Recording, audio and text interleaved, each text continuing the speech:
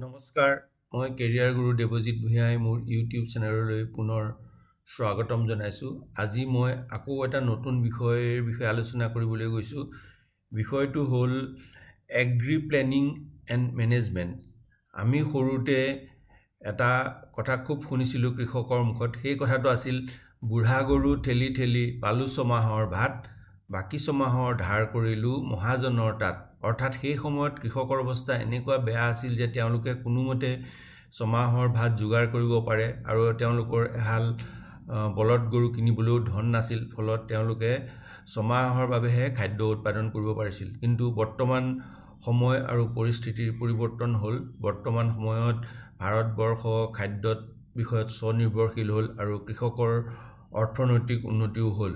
গতিকে এই সময়ত আমি কেনেকৈ এই কৃষি কাৰ্যৰ লগত জড়িত হৈ নিজকে স্বাৱলম্বী কৰা বা নিজকে নিয়োগ কৰাৰ এটা সুবিধা ল'ব পাৰোঁ, সেই বিষয়ে এই বিষয়টোত আলোচনা কৰা হ'ব। এতিয়া কথা হ'ল যে এগ্ৰিকালচাৰেল প্লেনিং আৰু মেনেজমেণ্টনো কি?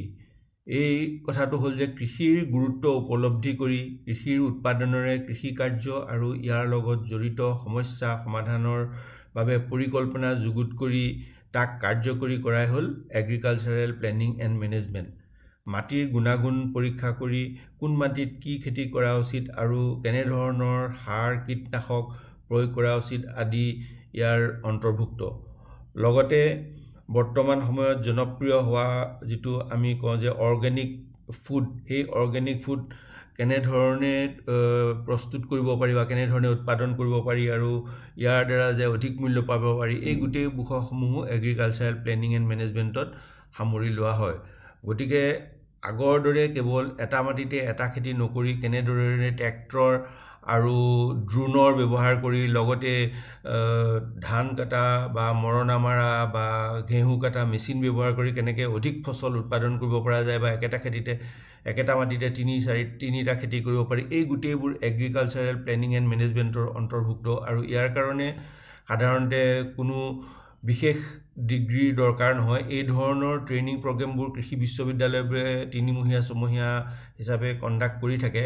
গতিকে যিসকলে বোপা ককাৰ বৃত্তিটো ল'ব খোজে, যে এসময়ত কৃষিয়ে আছিল মানুহৰ সকলোতকৈ মুখ্য বৃত্তি, বোপা ককাৰ বৃত্তি ল'ব খোজাসকলে যদি তেওঁলোকে এই ধৰণৰ কাৰ্যৰ জৰিয়তে নিজকে অৰ্থনৈতিকভাৱে স্বাৱলম্বী কৰাৰ লগতে আৰু 2-4 জনকো এমপ্লয়মেণ্ট দিব পাৰিব। কিন্তু তাৰ কাৰণে লাগিব যে তেওঁলোকে এগ্ৰিকালচাৰেল প্লেনিং আৰু মেনেজমেণ্টৰ বিষয়টো কিছু ভালদৰে জানি লয় আৰু বৰ্তমান পৰিস্থিতিৰ লগত খাপ খুৱাই বৰ্তমান যিবোৰ আধুনিক যন্ত্ৰপাতি আছে সেইবোৰৰ ব্যৱহাৰ যদি জানি লয়, তেওঁলোকে মেট্ৰিক পাছ কৰাৰ পিছতে যদি আৰম্ভ কৰে বা হায়াৰ ছেকেণ্ডেৰী পাছ কৰা আৰম্ভ কৰে, তেওঁলোকে 4 বছৰ ডিগ্ৰী পঢ়ি বা আকৌ 2 বছৰ মাষ্টাৰ ডিগ্ৰী কৰি PhD কৰাৰ দৰকাৰ নাই কোনো বুৰঞ্জী বা অসমীয়া বিভাগত। তেওঁলোকে এইখিনি কৰিয়ে তেওঁলোকে মাহে লাখ টকা ইনকাম কৰিব পাৰিব।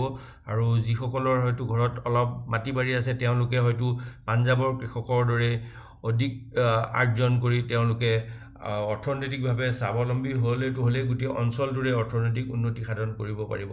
গতিকে এগ্ৰিকালচাৰেল প্লেনিং এণ্ড মেনেজমেণ্ট এটা অতি গুৰুত্বপূৰ্ণ বিষয় আৰু ইয়াক কেৰিয়াৰ হিচাপে ল'লে মই ভাবোঁ ভৱিষ্যতৰ জীৱন অতিকে সুন্দৰ আৰু সুখময় হ'ব। ধন্যবাদ।